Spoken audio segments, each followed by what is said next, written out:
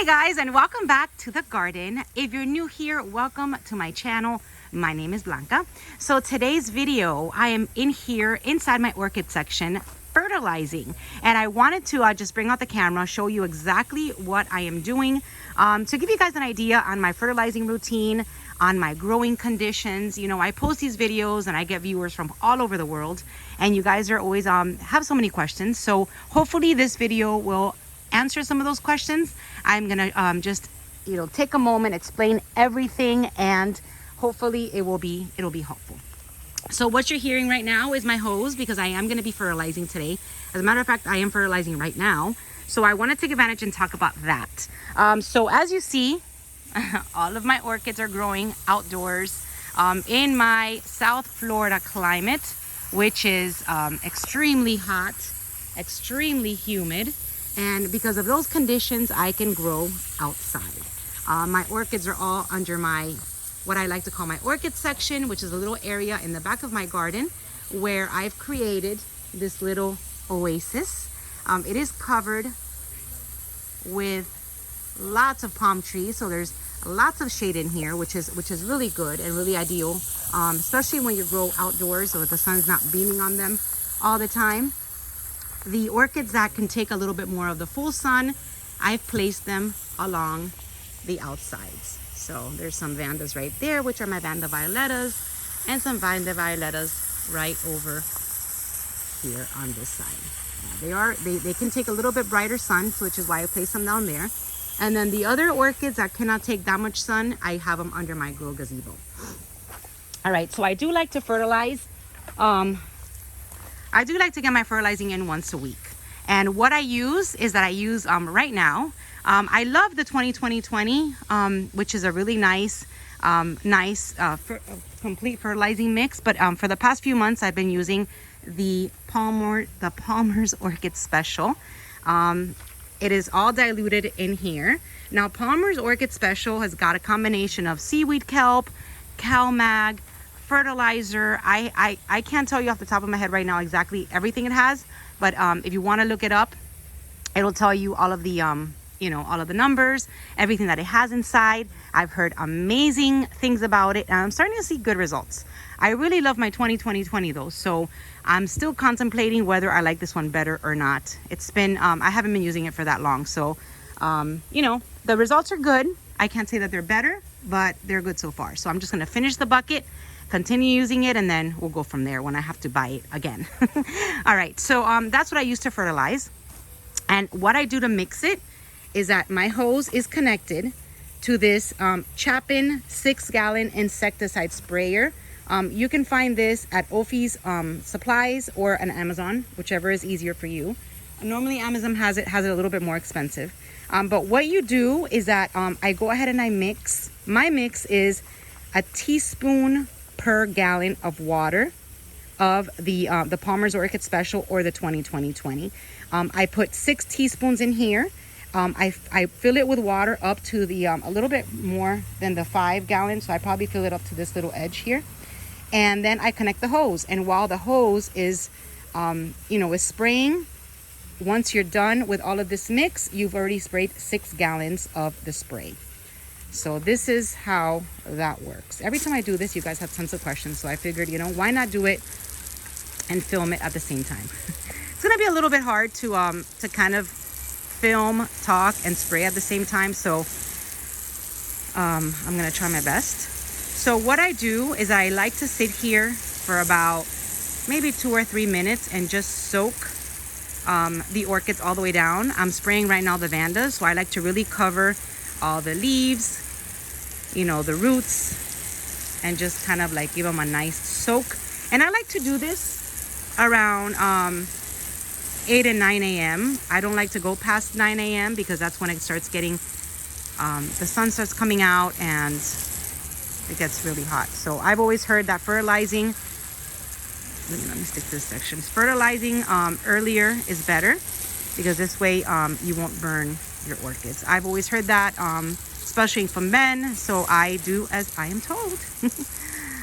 All right, so the orchids that I have on my palms, I rarely, since they're in here and I'm already doing doing these orchids under here, the ones on these palms get a spray. The ones around my pool out there, if they're lucky, they get a spray. But as you know, when I'm done here, I'm so tired that to be honest with you, I don't even spray the ones on my palms around my pool. So this is what how I like to spray them. Now I have heard of people spraying of putting extra seaweed kelp in the Palmer's Orchid Special. I don't. I'm kind of just using just that mix and not adding anything else, and see how it goes. Okay, so just everything gets a nice drench. Since I've been having my orchid section, all my orchids under here, everything kind of gets a light feed. So normally I used to do heavy feeds on my Vandas, but it's just easier just to keep everybody on the same, kind of like on the same amount of fertilizer. This way it makes my job a little bit easier. So this is what I'll do for the remainder of the mix, and then I'll probably have to go in and fill this little sprayer, since I have so many orchids, probably like 2 or 3 times. And then I really want to attack this one. This is the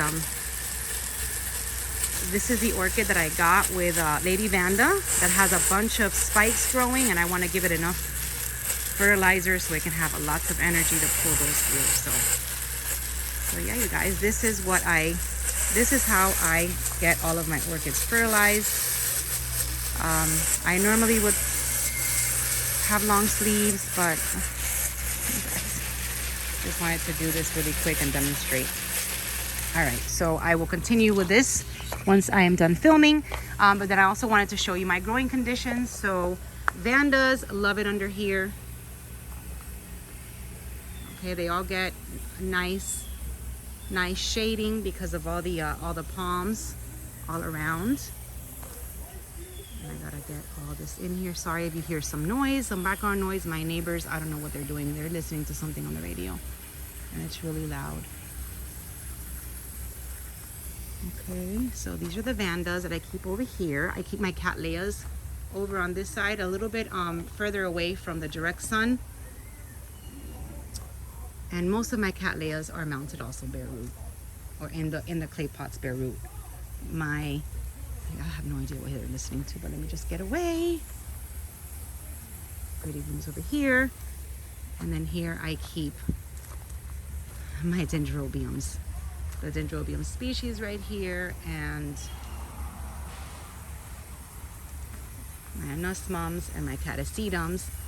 So this is, you guys, these are my growing conditions. Everything just outside. And they like to be out here, you know. Now, you guys had questions about my anosmums. If I just continue to water them and feed them, and to be honest, you guys, they just get treated like the rest of the orchids. Everything under here gets treated pretty much the same. I've never stopped watering my anosmums or my catasetums, and they seem to do okay. Ooh, let me go check on those. Look at these buds. Look at these buds on my TriStar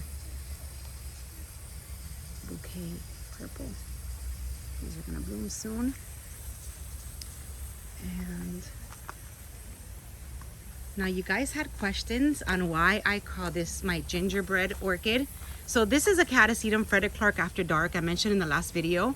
And it always blooms around this time. It always blooms around Halloween and Thanksgiving, and it smells just like gingerbread. So that's why I like to call it my gingerbread orchid. It is a Frederick Clark After Dark. Once the blooms come out, I will show you. They are beautiful, very fragrant, and for this time of the year, I think it's perfect. So just answering those questions. That's it, you guys. I hope this video was helpful. It's really about my growing conditions and how I fertilize. Everybody has their different routines and their different growing conditions, so I just wanted to share mine. So aside from this section, if you're new to my channel, I also grow around my pool. And I wanted to just show you really quick how beautiful these cherry babies are doing. They're growing beautifully. I've got multiple spikes. All this is full of spikes, you guys. And they love to be attached. So all this area right here smells like pure chocolate. So that's it, you guys. Hopefully this video was helpful. Thank you for watching. Wanted to let you know I will be tomorrow, Saturday, at a Heavenly Garden, popping up with my candles. So normally they do have lots of orchids in there. So if I see anything that blows me away, you know that I will make a video for you guys. And that's it. Thank you for watching. I'm going to continue with my little fertilizing, and I'll see you guys in my next video. Bye-bye.